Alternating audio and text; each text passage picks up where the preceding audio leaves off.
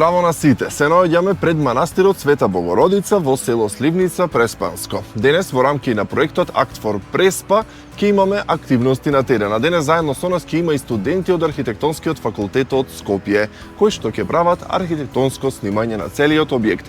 Па, ајде со мене да ве запознаеме повеќе за овие детали.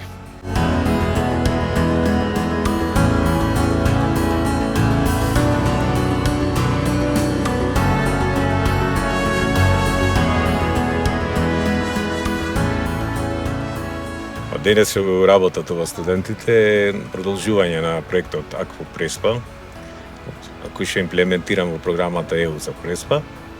И денеска, значи и вчера заедно, и наредните денови, значи студентите ќе снимаат некои објекти што се од културното наследство. Во некоја прилика тоа е, значи, она што сакаме да постигнеме, да се развие кај идните архитекти љубовта кон културното наследство. Вистински да го запомнат. Да не биде она чисто само студиски на факултетот што го совладат, него овде на лице место на терен да го совладат. Да.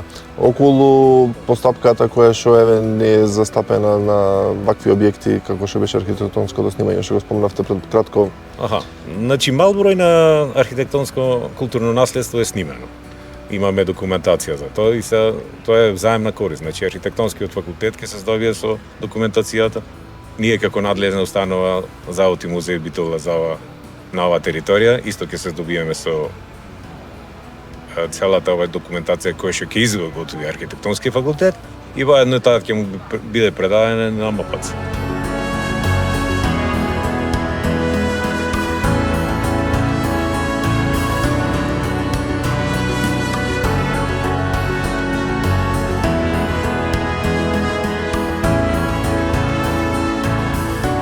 Ова што го гледаме пред нас е настанато во турскиот период, значи во 17-тиот век, во почетокот на 17-тиот век. Тоа е овековечено со датум внатре и кои се ктиторите, една поголема група, меѓу кои едно семејство од Петкови, од Битола, кои што го посветуваат храмот, значи во тој постариот дел го посветуваат на нивниот рано починат син Купен.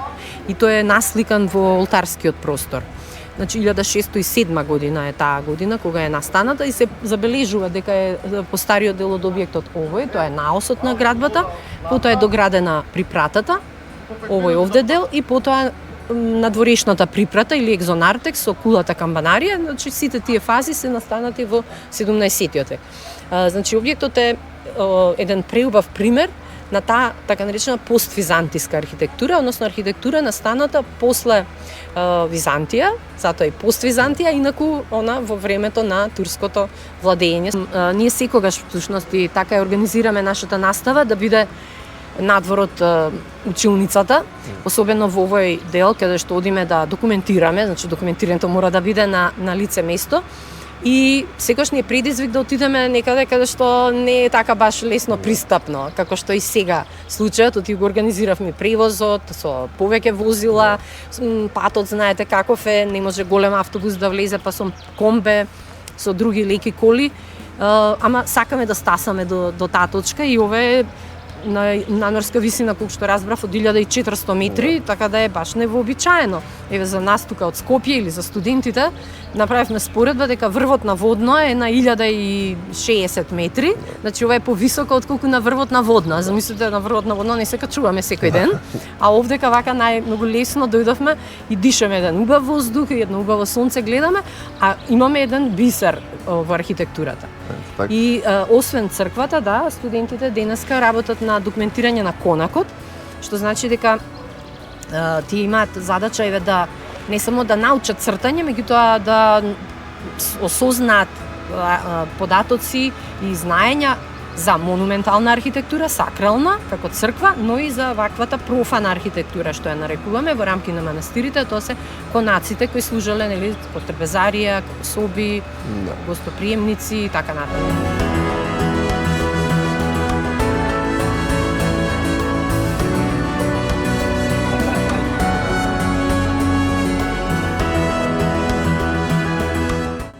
После вечерата баш имавме слободно време каде што можевме да дискутираме и за тоа што вчера завршивме како работа и тоа што можеме идно да посетиме и да видиме и како е проводи, баш се развија една дискусија каде што разговаравме околу документацијата, историското наследство, лични искуства и така натаму, така што мислам дека тоа вчера ми остави најголем впечаток, дека баш навлеговме како архитекти за прв пат.